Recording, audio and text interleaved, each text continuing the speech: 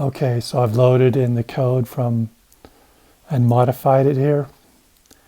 And so if you don't know how to copy the shader code on the shader toy website, look at my previous video. It'll show how to do that. It'll show the audio hardware setup. It'll also show how to add the Spectrum 1 uniform into your code as well as into the app itself. So you need to do that for this to work successfully for you. In addition to that, if you have trouble copying the code with the Safari browser, then try the Google Chrome browser app. Okay, here's the hexagon. So we use the mouse. We can see how that changes the display of the shader. And then here's all of the code that we'll copy into KodeLife. I'm going to turn on the audio input here shortly, and then I'm going to go and live code and adjust some of the variables and also adjust some of the sliders for the input audio so we can see how you can customize your code and the settings in the app to get the effect that you want.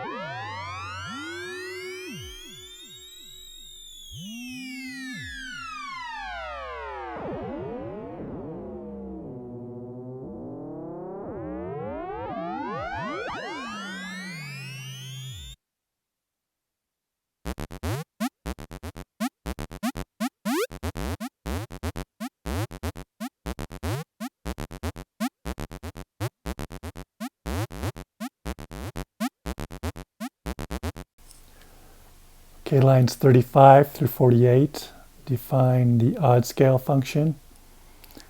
And so, since they're not passing in any variables, the parentheses after the odd scale function are blank.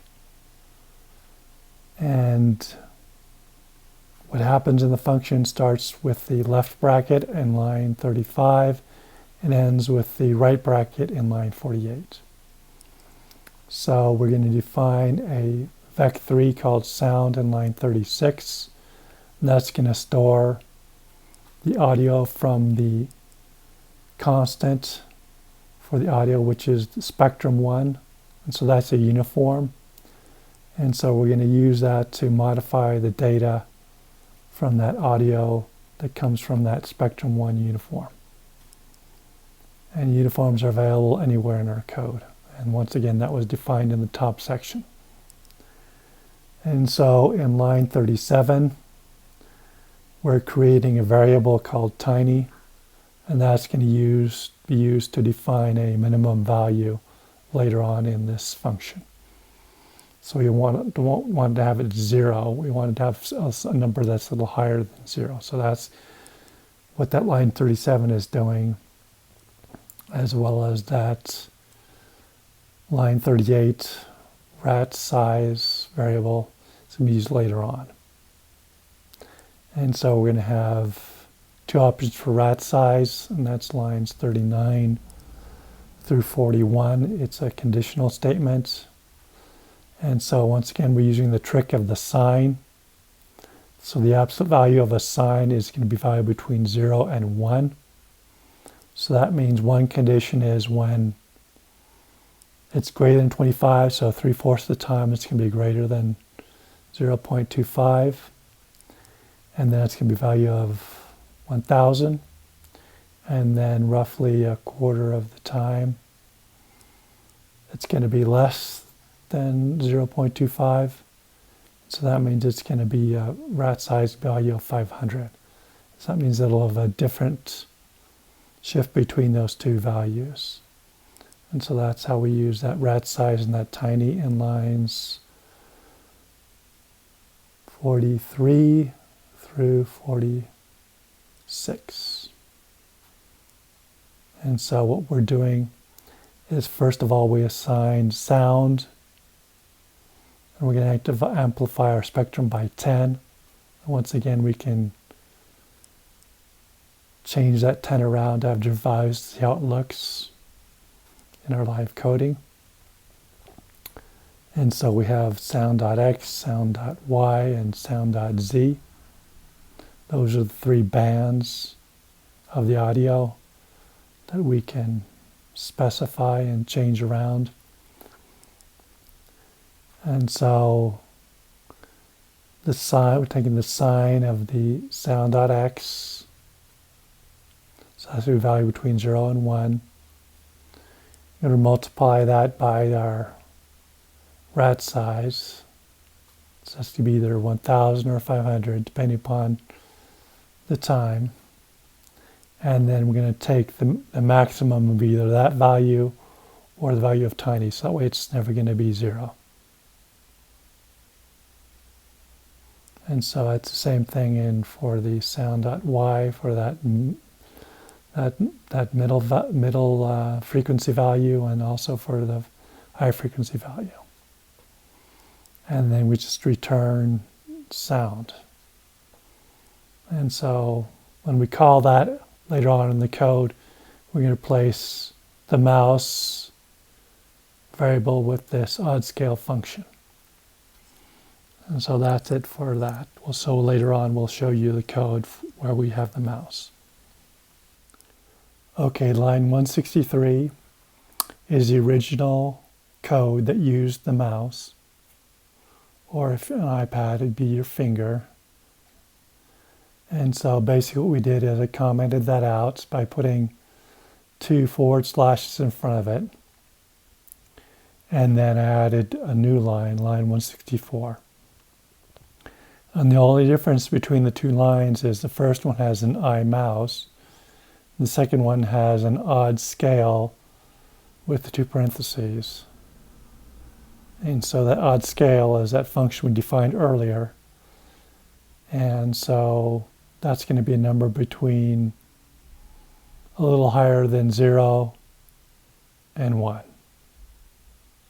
And so that's basically what's going to drive a lot of the animation in the shader now is going to be that audio input that we've routed into the KodeLife app.